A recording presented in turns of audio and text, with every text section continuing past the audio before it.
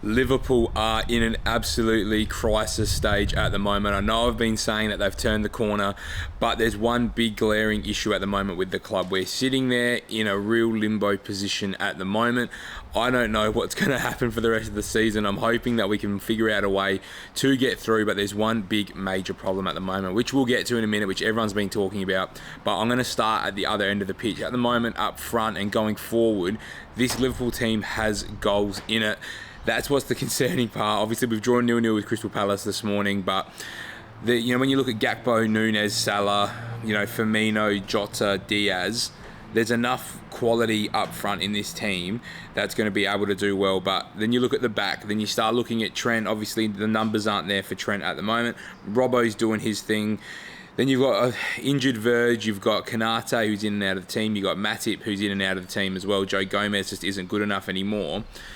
But again, if you can piece together a back four of Trent, Robbo, Verge and Kanate most weeks with Alisson in goal, there's no reason why this Liverpool team should be in the position that it's in. So if you're looking up front, you're looking at Núñez starting to find form, Gakpo starting to find form, Salah's scored 19 goals this season across all competitions.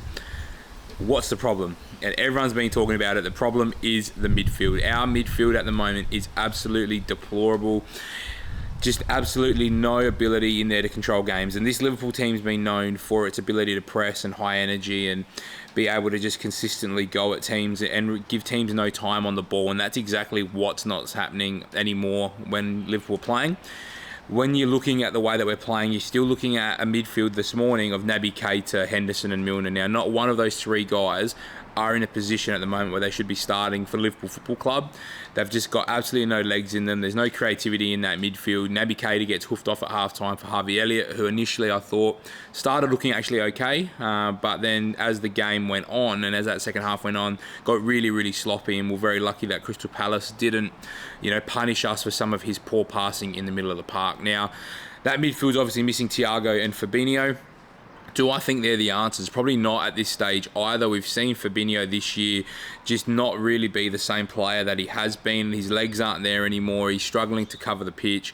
His range of passing's still good though, and he's able to break up the play. So if you're going to tell me that Fabinho sits at the base, I'll probably take that. But I think Thiago could transition into that role pretty soon, just with his range of passing and ability to get around the pitch. But I wouldn't expect him to play in that box-to-box role anymore, because same thing, he either just commits himself way too far forward and there's this huge gaping hole going the other way. So if Liverpool want to be back at that upper echelon, only 8 months ago we were competing for 4 competitions with a very, very similar midfield. But what hasn't been spoken about a lot is the volume of games that this team's played, with the lack of investment and with the lack of rotation because of that investment. So you're talking about 4 years where they've made back, finals on finals, been international tournaments, been lots of travelling, Club World Cups, things like that, 38 game seasons, going far in both domestic cups most seasons as well.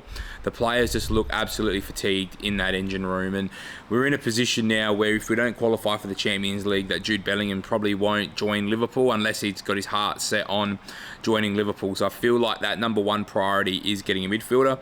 One thing as well that has not really been spoken a lot is maybe getting a solid partner there at the back, whether it's for Verge or whether it's long-term for Kanate.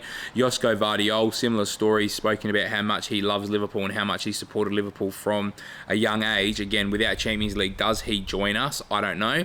I would love us to add Josko Vardiol to play on that left side of defence, but that also then means there needs to be some movement there for Virgil van Dijk, because he is a predominant left-sided centre-half. So that does present a different challenge here today.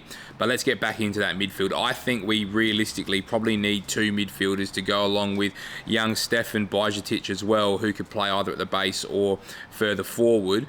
If I'm looking at the options at the moment, 100% would love to go after Jude Bellingham. I think he would just come in straight away, go into that number 8 role, almost replace the Gini Wijnaldum role. Obviously a lot better than Gini Wijnaldum, but we haven't really replaced that role at all. I don't see Harvey Elliott being a long-term option in that midfield 3. Same with Cavallo. So Bellingham would be number 1 priority for me. Number 2, bit of a different player. If we could go and get Moises Caicedo, I think that would be huge. Now, he showed his hand very early in the January transfer window. Didn't want to stay at Brighton, wanted Arsenal, didn't get that move. Arsenal now gone and got Jorginho. is the interest still going to be there for Moises Caicedo? It probably will be. But can Liverpool put a package together that will pay him what he deserves to be paid? I hope so, because again, if we could find a way to get Bellingham and Caicedo, I think that would be an absolute dreamland scenario where we could actually rectify a lot of those midfield problems very, very quickly. If we can't get either of those, I think the last option for me is going to be Nico Barella from Inter Milan. Very, very solid midfielder. Again, more on the creative side. Will sit in that number 8 role to try and support what we're going to do. High energy, can find the back of the net as well. We need something. We need some reinvestment into this team. I do feel for Jurgen Klopp. I'm not going to say that he deserves